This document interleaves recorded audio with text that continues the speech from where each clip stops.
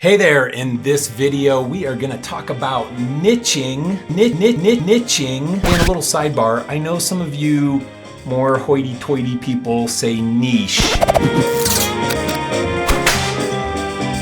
There are so many people out there that think that when they have to choose a niche, it means that they have to choose a certain industry that they're going to work with. Oh, well, my niche is financial industry. My niche is home health care. My niche is yoga teachers. It could be anything. There's a broader picture of niching that I'm going to talk to you about in this video. Let's dig in by talking about niche criteria. What are the different criteria that you can choose as a niche for your business? Hey, and a little sidebar, I know some of you more hoity-toity people say niche. So maybe I'll intermingle that in this video, a little bit of niche, a little bit of niche. You know what I'm talking about.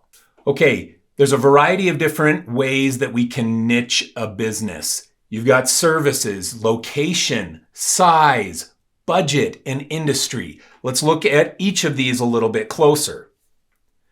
First, let's talk about services. Services. What services do you offer? That is part of defining the niche that you choose for your business. Are you doing websites? Are you focusing on logo design? Are you focusing on digital marketing? All of these things can be a chosen niche for your business. Next, we have industry. What industries do you serve? Do you serve fintech? Do you serve mom and pop shops? Do you serve restaurants? Or one of the people that I work with as a coaching student targets breweries. You can choose a specific industry that you want to try to niche in. Next, you have location. Where are these clients or potential clients located? Are they in the Bay Area? Are they in your local town? Are they in the Midwest? Are they global? Are they in India? Are they in Europe somewhere? It can be anywhere. Where are these people located? Then you have budget size. What size of budget do these people work with? You can target small website projects, $1,500 Squarespace sites or Wix sites that you crank out. That can be part of how you niche based on budget. Low-cost logos. There was a company near me that was just cranking out cheap logos. They ended up building a huge business around that and sold that business to Hewlett-Packard. So you can niche based on a specific budget size. And then you can niche based on client size. Is it just mom and pop shops? Is it Fortune 500 companies? What is the size of business that you're targeting? Okay, so these are the niche criteria that we can use to create a niche or a niche for our business. Now, I created something that I call the niche funnel that helps us visualize where we want to niche our business. Let me show this to you. So niche funnel, we choose different criteria inside of this niche funnel, and I'll show you this exercise here in a second. But what's important to know right now is that the broader we niche on the top, the harder it is to market our business.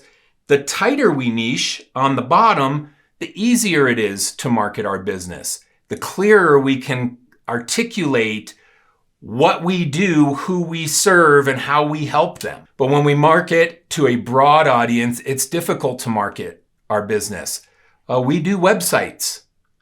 Well, what kind of websites? How do we go and find clients who need websites? It's a lot easier to find clients in a certain sector with a certain budget who need a website, and then we can create clear marketing messaging around that niche. Okay, let's look at the niche funnel and how these different niche criteria work in a funnel.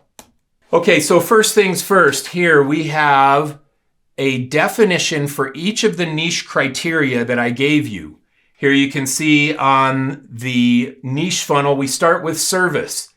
Let's say we offer logo design, and then we choose an industry for restaurants, and then we choose a location, Dallas, and then we choose a budget, $3,000. That's the budget size we're trying to work with. And then we choose a client size of small businesses. So this is a niche funnel created. Now, this agency would provide logo design services for restaurants in the Dallas area with a budget around $3,000, and they're small business restaurants, not looking at McDonald's as a potential client, but looking at McJoe's, some restaurant in Dallas, Texas. I don't know if that's even real. Now, the niche categories don't have to be in that specific order. So let's look at this. We reversed some of the order. Here we're niching first based on service, that's our broad category, and then we tighten it based on budget, $20,000 to $30,000 websites, service, budget. Then we go to mid-sized tech companies in the United States. That's the definition, the further definition of that funnel. And that's what this agency would be providing. Now here's where you have to be careful. If you niche too tight, you can inhibit your ability to grow your business, to expand your business, to find clients. Let's look at this again with this full niche funnel. You don't have to niche all the way down the funnel. In this situation, we're just going to niche 2 categories down. We defined the service we offer, website design, for a budget range of $20,000 to $30,000. That's who we're looking for. Perhaps we don't need to define the further definition of that niche funnel of mid-sized tech companies in the United States. It may be enough just to define a couple of criteria. Because you have to be careful how deep you niche. How deep do you go down this funnel? So look at this potential agency funnel. You've got illustration services for $50,000 and up for Fortune 500 companies who are in the skateboard industry in India. Now, this is not a niche funnel that is going to yield enough clients to be smart for the agency that niches this way. So we don't have to niche down so super tight because it can inhibit our ability to find any clients. This is a little bit of an extreme example, but you get the idea. We don't have to go super, super tight. So you want to niche just on the criteria that you choose, but create a full funnel and then decide how tight you want that niche to be. Again, the broader the niche is, the harder it is for us to market our business. The tighter the niche is, the easier it is for us to articulate what we do, who we serve, and how we help them. People have talked to me about this. I've done a lot of coaching sessions with people, and they're afraid to niche because they think that if they niche a certain sector, industry, budget size, service offering, that they're going to inhibit their ability to land more work. And I tell people there are 2 different types of clients that you'll serve. There are the clients that you intentionally market to try to find. The ones that you're actively messaging, trying to position yourself to win. And then there are the clients that you'll say yes to just because they have enough budget. It's okay to niche tight in your marketing and then also know that you'll say yes when the right opportunities come your way. Just because you niche doesn't mean that you're going to say no to good opportunities that come across your business that are not in your targeted niche. You can also use multiple niches. Multiple niches. Let's look at this. It's okay to do this. You have niche number 1, logo design for restaurants. Let's experiment with that niche. Then you have niche number 2, logo design for food and beverage companies. A little bit of a variation of restaurants, food and beverage companies. And then you have niche number 3, logo design for breweries.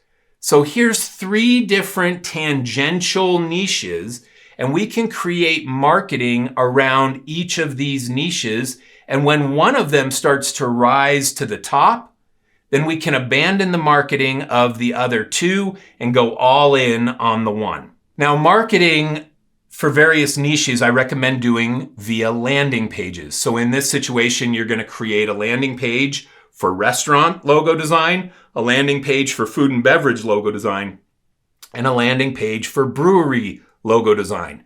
And you're going to market those 3 different pages to potential customers in each of those niches. We did this at the agency that I sold to. I sold my agency back in 2015. My agency was Riser. I sold to the agency Eli Kirk, and we rebranded as EKR, Eli Kirk Riser.